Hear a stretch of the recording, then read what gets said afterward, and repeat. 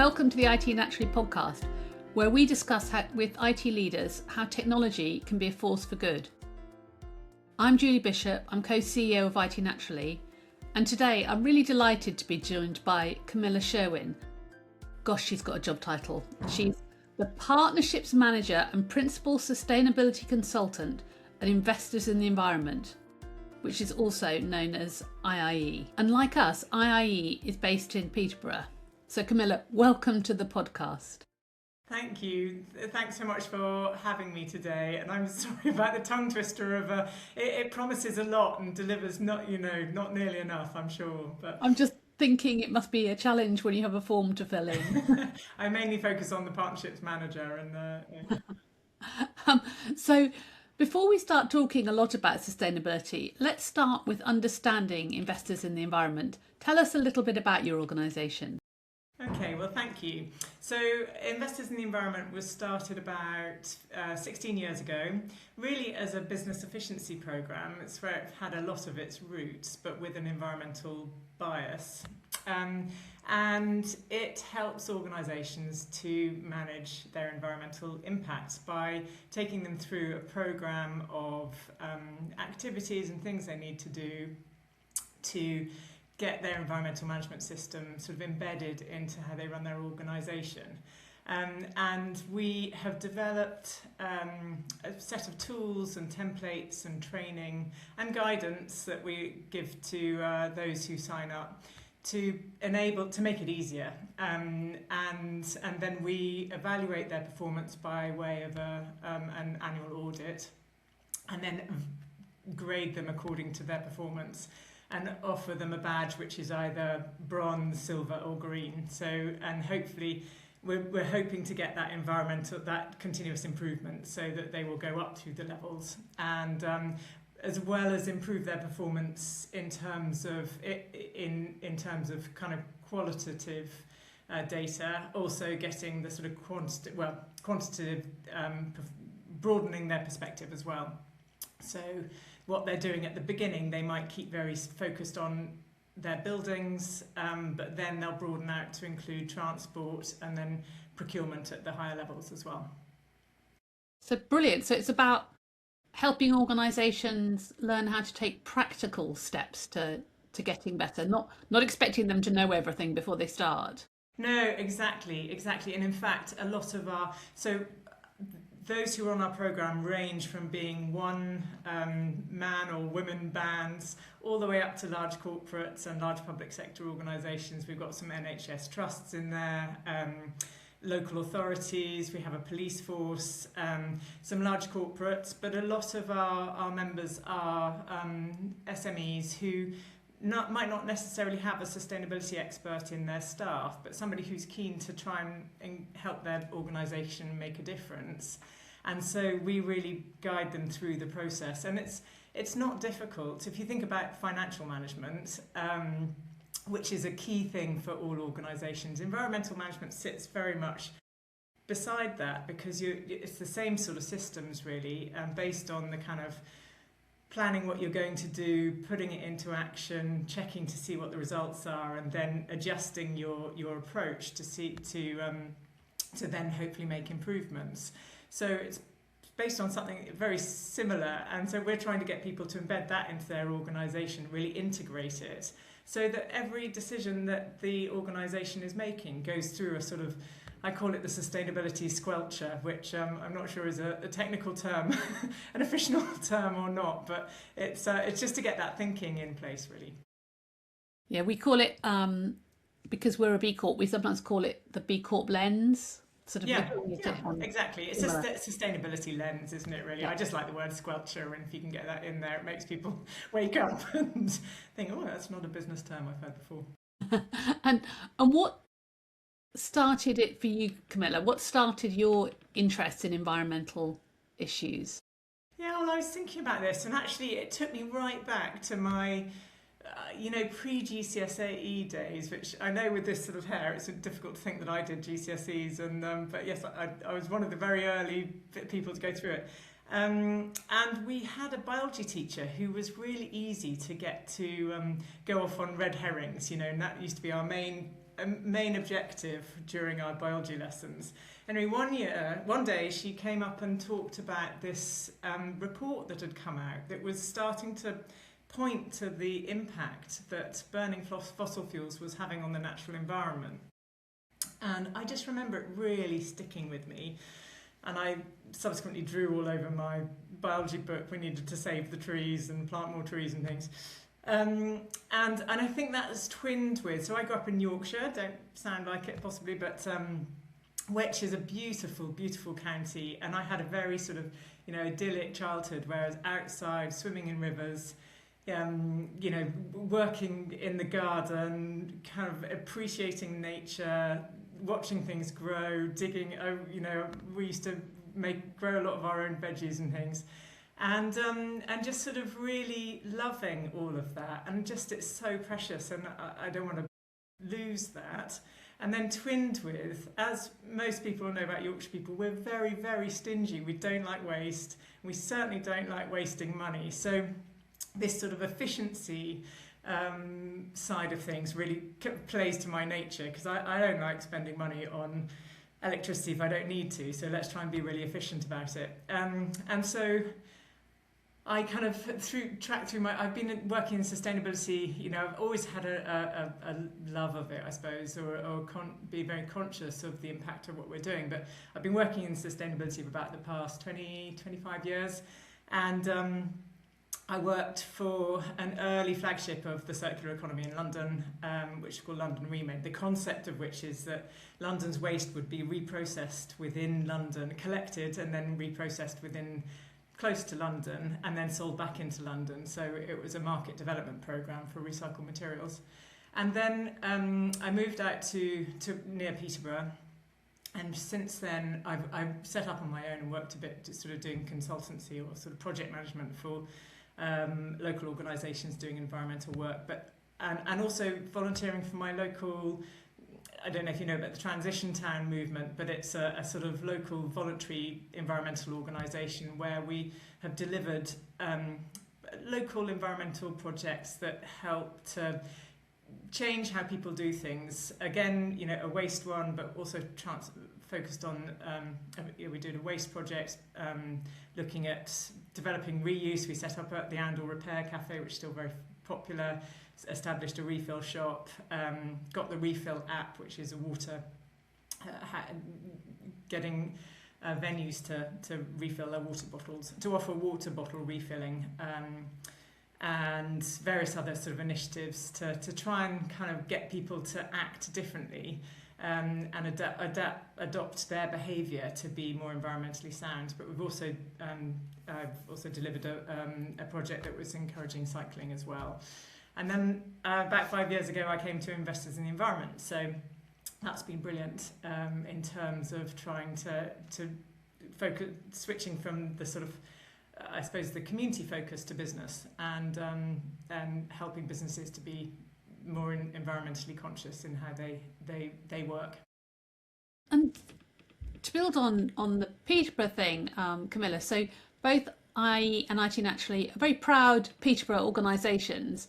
Have you noticed that local organisations are beginning to get more engaged in environmental issues? So I think it's been a really difficult past year, hasn't it, for business? They've taken so many shocks on in just trying to keep their businesses afloat, and I, sadly, I still think that sustainability is seen as a kind of an additional extra. I don't see it as that, but I think it can be viewed as that by business. And I think so. I think there has been a little bit of a dip in that, because businesses have been focusing on just doing what they can to stay alive.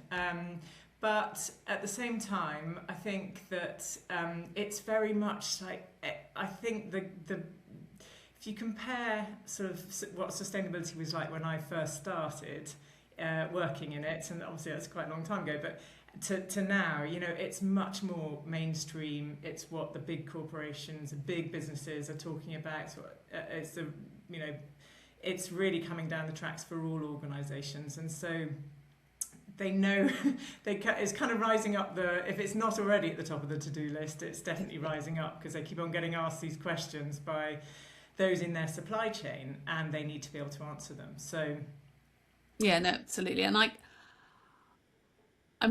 you have to be in business to be a good business. You have to be in business to be able to give back and be sustainable. So I can understand that sort of short-term change in focus for some businesses to survive this period of time before they can go back to being the kind of business that they want to be. Because yeah, it feels to me like sustainability used to be a nice to have, and it's something most businesses just can't ignore anymore. And I guess we need to get back to that place, don't we? yeah, exactly. And I think, it's been often there's this perception that being a sustainable business or being a green business or being more environmentally conscious will be more expensive and will take a lot of time, and it's not really a concern for me, and if my small business does something, it's not going to make a big difference really. But I'd address all of those points and say that that's just not the case. You can really save money by being more environmentally efficient. It is this sort of management of your measurement and management of how you're using resources.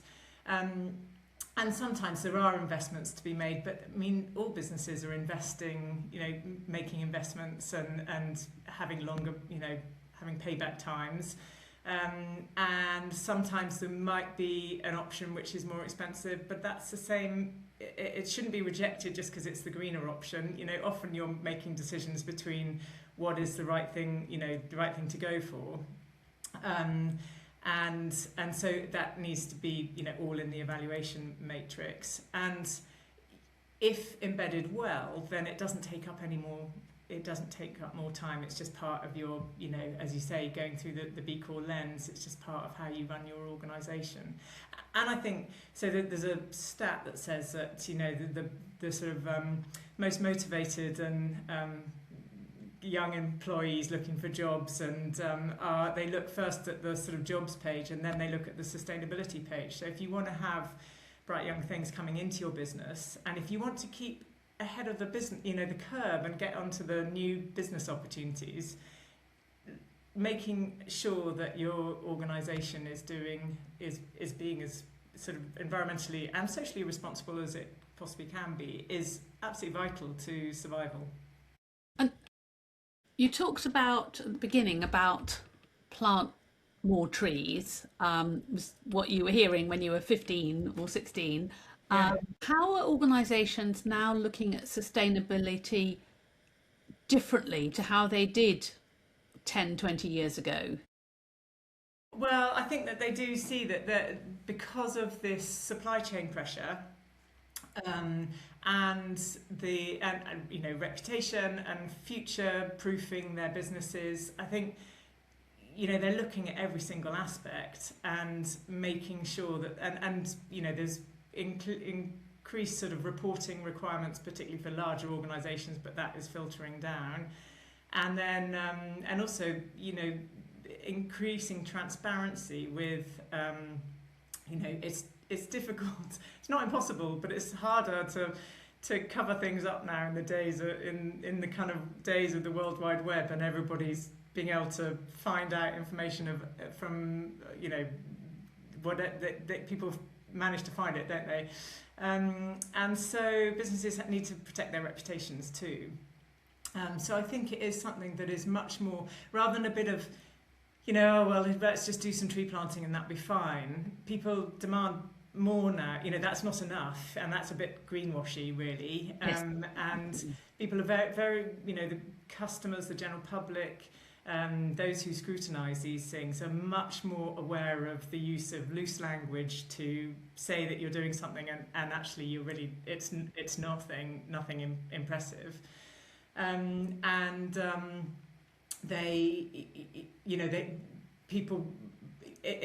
There is a lot of advantages of not just sitting back and saying, well, this is how we've always done it. Yes. It's a lot of efficiencies, a lot of kind of new, exciting tech and stuff that's Yeah. coming in that can revolutionise your business and make it much more, Yeah. reduce its impact. I mean, for us, we look a lot at waste when people are using technology, having so many things that do the same thing, keeping hold of systems that they don't use anymore, still backing them up, still having stuff in cupboards that could have been recycled or reused. And there's a lot. It's great to plant the trees to produce the carbon sink, but it's much better if we don't produce the carbon in the first place, isn't it? Yeah. Um, And I think, one of the things that, just to add to kind of one of the points I was trying to make earlier, is that what IIE tries to do is bring what might have been a bit of a scattergun. So we do a bit of recycling here and a bit of we give to a charity over here, and the staff do an annual kind of litter pick over here. We try to bring that into a kind of coherent programme.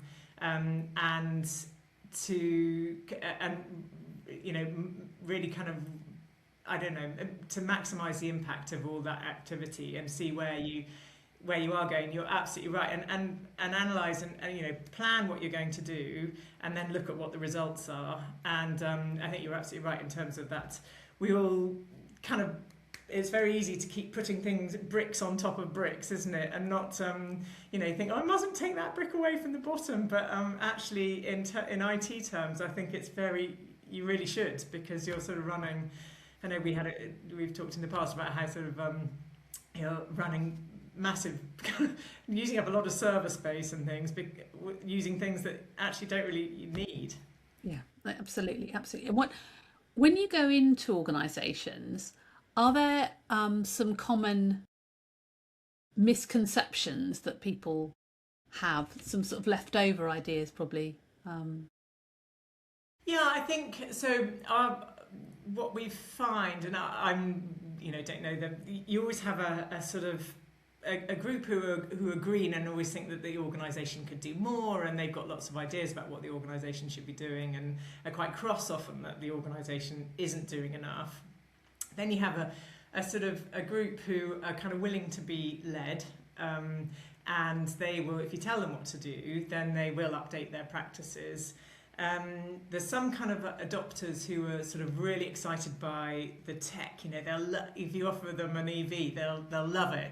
And if or they'll love the kind of smart tech that helps them control how much energy the building's using, and look at my graph, on this. And then there are some people who are a little bit stuck in their ways, and you're not going to be able to change them. And they can be it can be a negative force. You're never going to get everyone to come with you, but trying to, I think in companies, if the leadership comes from the top, and if the CEO or the managing board or whoever, the senior management team are all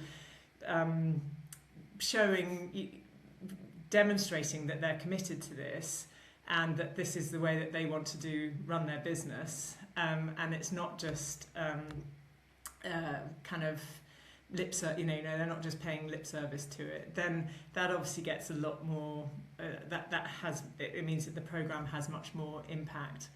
I'm always sort of thinking of, I don't know if you remember I think it was the spoof with Hugh Bonneville on the it was W1A, I think it was called, or it was the London 2012's one. He was always arriving on his Brompton bike, do you remember? Which was he was having difficulty folding up and whatnot, but he was showing leadership by using sustainable forms of transport. and lots of people listening to this won't necessarily have a clue where to start. They'll want to do more, but they don't know what that is. What's the best way to start on this journey? Okay, so we sort of say, I probably won't be able to get the right number of steps, but we say that adopting a policy is a really good place to start, and getting that senior management buy-in, because that shows that the leadership is coming from the top, and it's not just one person's campaign, it's been embraced by the organisation. And then develop your team, and you need a leader in there, but it's great if you can get representation from across the organisation. So you might have somebody in comms who likes spreading the word about what the next activity is or reporting results. You might have the person in finance who loves, meter reading and checking how we did 1 year, 1 month to the next, or 1 year to the next. And then you might have somebody who's on reception who likes, who notices things, I don't know if you might, not everybody has receptionists or whatnot, but people from across the organisation who can all see different parts of the business and can make a contribution and not feel overwhelmed by it as well. So the tasks are shared. Measure your impact. So that's ideally from looking at things like your energy use, water waste, transport use. That's another big area. Increasingly, we do encourage people to look at their IT use and how they can minimise the impact of that, and then set your action plans, and then, as I was saying earlier, sort of check how you're doing. And you might have some short-term very easy to implement actions. Some slightly more medium-term ones that will take a bit more work, and then you might have some longer-term ones which involve putting an investment plan together and might be further down the tracks. But making sure that you track how you're doing, and you might not be able to do everything, or you might try something and it doesn't go very well, but you've had a go anyway. And then communicating what you're doing to all the staff and getting their ideas too, because they're going to feel more engaged if they have some input on what it is. And then working out what your results are, and some of it will be that looking at the data and seeing that you've made reductions 1 year to the next, and some of it will be more a sort of softer thing about how many. So we encourage people to do something that projects which are more sort of socially focused. It might be offering volunteering days, or supporting local charities, or doing things in the community.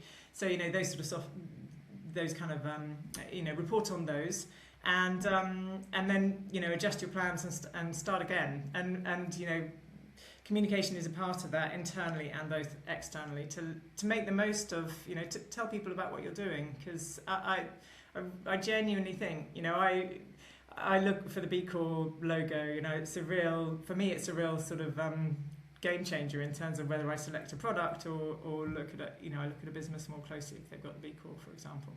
So obviously this whole topic is something that we feel really passionately about at IT Naturally. And as you said, when people are talking about sustainability, they often think about energy or travelling. And you're saying technology is just starting to come in. Well, I suppose what we do is and I think it's because, you were started in COVID, I think, and that was a big shift, wasn't it, from everybody doing lots of things sort of face to face, and also probably using paper a lot more. And we used to set one of our purchases that used to be a very large purchasing spend, area for most organisations used to be paper.